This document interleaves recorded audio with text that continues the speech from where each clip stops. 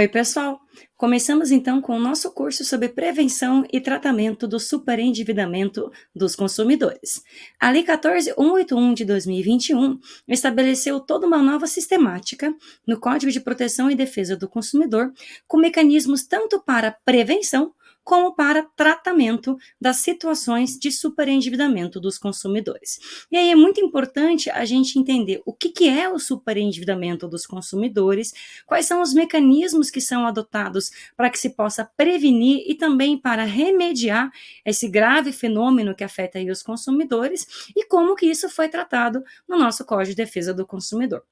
Bom, primeiro ponto que é bem importante, né, a gente compreender. Quando nós falamos em superendividamento, esse superendividamento, ele é entendido como a impossibilidade do consumidor arcar com todas as suas dívidas de consumo, com a sua renda e com o seu patrimônio, né? Aqui a noção de consumidor que nós vamos aplicar é uma noção mais estreita, é apenas o consumidor pessoa física. Então, basicamente, é a pessoa que acabou tendo aí mais dívidas de consumo do que ela vai conseguir pagar. Por isso, ele está não só endividado, mas super endividado.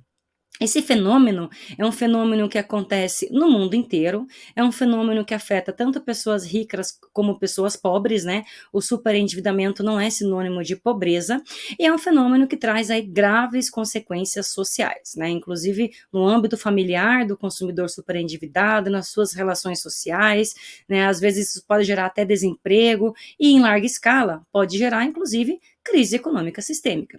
Desde 2012, o Banco Mundial publicou um relatório em que ele recomendou que os países adotem mecanismos de prevenção e tratamento do superendividamento, né?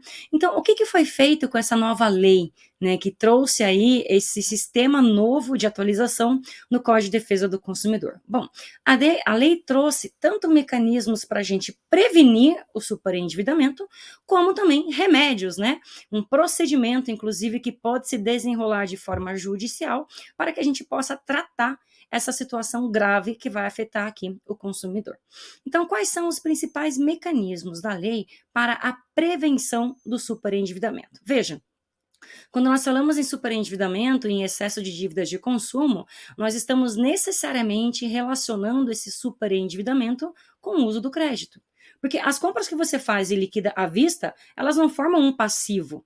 Esse passivo pendente que o consumidor não consegue pagar, seja a curto, médio ou longo prazo, ele se refere a compras, né, de consumo realizadas aí com o uso do crédito em suas várias modalidades. Pode ser cartão de crédito, pode ser através do cheque especial, pode ser através do empréstimo consignado, né? Então, é importante a gente entender que existem várias formas de contratação do uso do crédito, mas que o uso do crédito é necessariamente relacionado aqui com o superendividamento, tá? E aí, a gente vai ter dentro do Código de Defesa do Consumidor, a partir dessa nova lei, toda uma sistemática de disciplina da concessão de crédito ao consumidor. Né, se a causa principal do superendividamento é o uso do crédito para consumo, então nós precisamos regular essa concessão de crédito para que a gente possa evitar que o consumidor venha cair nessa ruína financeira que é o superendividamento. E quais foram, então, as principais inovações da Lei 14.181, né, introduzidas aí recentemente na atualização do CDC?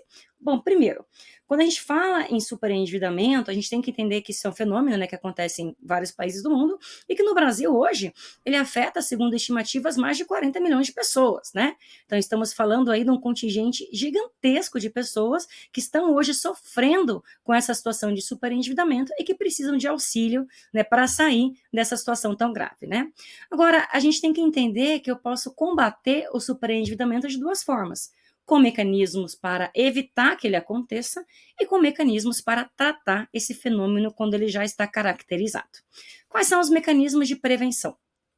A prevenção do superendividamento, se a gente estuda a lei e os anteprojetos, né, que deram origem à Lei 14.181, a gente começa reconhecendo né, a função social do crédito.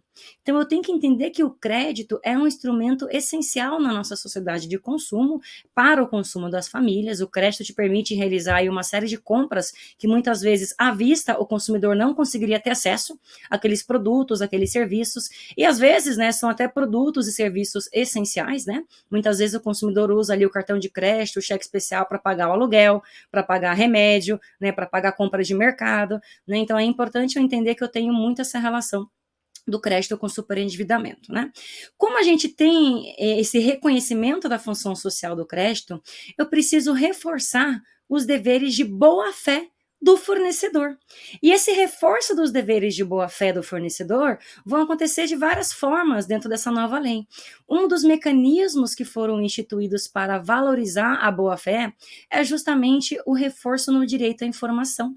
Lembrem que a informação clara, expressa, sobre os custos, riscos de cada um dos produtos colocados no mercado de consumo, já consta originalmente entre os direitos básicos do CDC. Está lá no artigo 6º, inciso 3. Só que agora a nova lei, ela vai reforçar esse direito à informação de algumas maneiras. Primeiro, a informação sobre o custo do crédito, ela passa agora a exigir um maior detalhamento sobre os elementos que compõem o custo do crédito e também sobre os riscos que a concessão de crédito representam para o consumidor. Então, agora não basta apenas informar. Os fornecedores de crédito vão ter que informar e advertir o consumidor a respeito de todo o custo que envolve na concessão de um empréstimo e a respeito dos riscos que esse empréstimo pode trazer para a saúde financeira do consumidor, especialmente se ele não conseguir pagar, né? Então, esses riscos específicos da inadimplência, eles têm que ser esclarecidos de forma mais personalizada agora para o consumidor. Além disso, a nova lei, ela reforça também a clareza em cada um dos componentes do crédito. Quando nós falamos em custo efetivo total das operações, né, dos empréstimos bancários, esse custo efetivo total, ele engloba todos os encargos bancários que são aplicados na concessão de crédito. Então, isso entra o IOF, as tarifas, os juros remuneratórios, eventualmente seguros, até os impactos da correção monetária.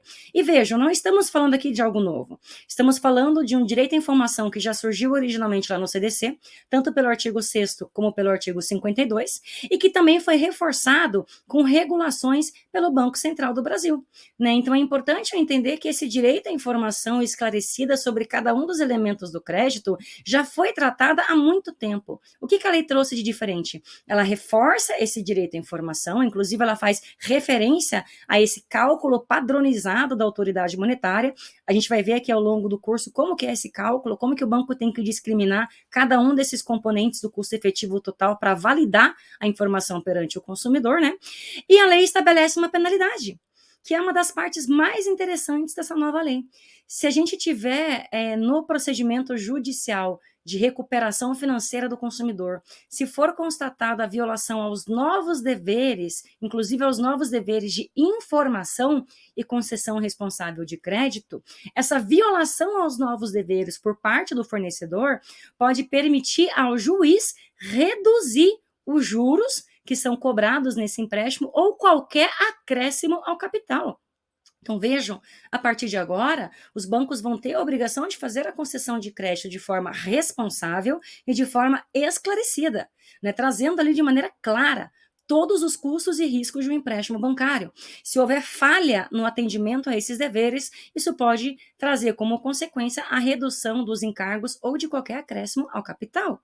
Agora, essa redução, enquanto vai ser reduzido, se vai ser reduzido ou não e enquanto, né, isso vai ser aplicado, depende da gravidade da conduta do fornecedor.